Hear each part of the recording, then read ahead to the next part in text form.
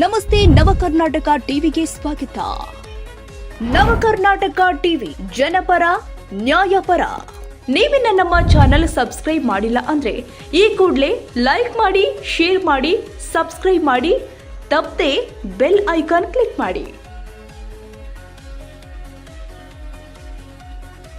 ಗುಬ್ಬಿ ತಾಲೂಕಿನ ಇತಿಹಾಸ ಪ್ರಸಿದ್ಧ ಅಳಿಲಘಟ್ಟ ಗ್ರಾಮದ ಶ್ರೀ ಲಕ್ಷ್ಮೀ ವೆಂಕಟರಮಣ ಸ್ವಾಮಿಯ ಬ್ರಹ್ಮರಥೋತ್ಸವ ಸಹಸ್ರಾರು ಭಕ್ತರ ನಡುವೆ ಬುಧವಾರ ಅದ್ದೂರಿಯಾಗಿ ಜರುಗಿದೆ.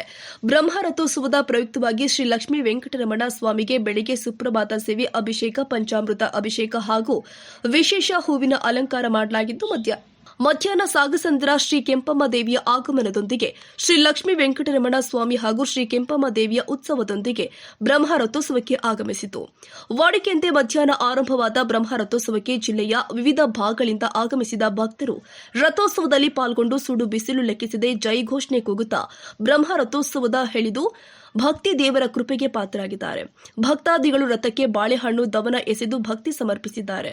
ರಥೋತ್ಸವದಲ್ಲಿ ಭಾಗವಹಿಸಿದ ಭಕ್ತಾದಿಗಳಿಗೆ ಅಲ್ಲಲ್ಲಿ ಪಾನಕ, ಫಲಹಾರ ಮತ್ತು ಮಜ್ಜಿಗೆಯನ್ನು ವಿತರಿಸಲಾಗಿದೆ.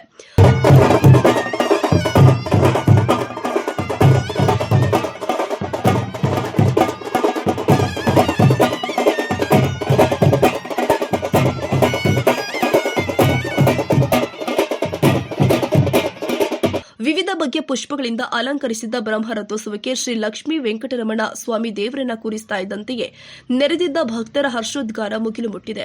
ಮಧ್ಯಾಹ್ನ ಆರಂಭವಾದ ಬ್ರಹ್ಮರಥೋತ್ಸವದಲ್ಲಿ ಭಕ್ತಾದಿಗಳು ನಾ ಮುಂದು ತಾ ಮುಂದು ಅಂತ ಜಯಘೋಷಣೆ ಹೋಗುತ್ತಾ ರಥವನ್ನು ಎಳಿತಾ ಇದ್ದು ಸಾಮಾನ್ಯವಾಗಿ ಕಂಡುಬಂದಿದೆ.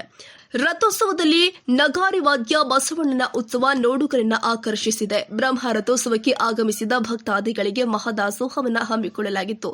ಇದೇ ಸಂದರ್ಭದಲ್ಲಿ ಮುಖಂಡರು ಆದ ಪುಟ್ಟರಾಜು, ನಾಗೇಶ್, ಶ್ರೀನಿವಾಸ್, ಲೋಕೇಶ್, ನಾಗಪ್ಪ, ಕೆಂಪರಾಜು, ಗೋಪಾಲ್ ಶೆಟ್ಟಿ, ಕಾಂತರಾಜು, ಗೋಪಿನಾಥ್, ಅರ್ಚಕ ಹರೀಶ್, ದೇವಾಲಯ ಸಮಿತಿ ಪದಾಧಿಕಾರಿಗಳು ಹಾಗೂ ಗ್ರಾಮಸ್ಥರು ಭಾಗವಹಿಸಿದರು.